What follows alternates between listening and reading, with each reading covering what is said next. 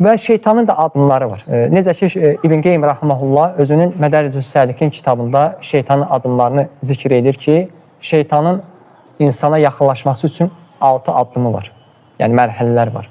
Onlardan da ən böyüyü, yəni ən böyük hissəyi insanın küfrə düşməsidir. Yəni ən birinci addımı odur. Yəni insanın küfrə, şirkə salmaqdır.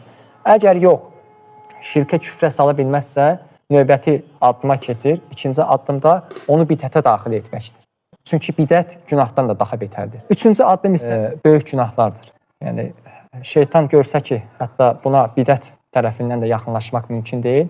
Növbəti etap ona böyük günahlar tərəfindən yaxınlaşar ki, hər bir vəclə onu böyük günahlara salsın. Və görsə ki, bu böyük günahlarda da möhkəmdir. Növbəti addım isə onu kiçik günahlara düşürməyə meyl edir. Çalışar ki, kiçik günahlara salsın. Və sonra görsə ki, bu tərəfdən də yaxınlaşmaq mümkün deyil, onu mübah əməllərlə məşğul edir. Əgər görsə ki, bu tərəfdən də güclüdür, yəni bununla da mübah əməllərlə də onu məşğul etmək olunur. Görürsünüz, subhanallah, dayanmır. Sonuncu addımı da nədir? İki xeyirdən onu ən yüngülü ilə məşğul etmək, yəni ona yönləndirmək.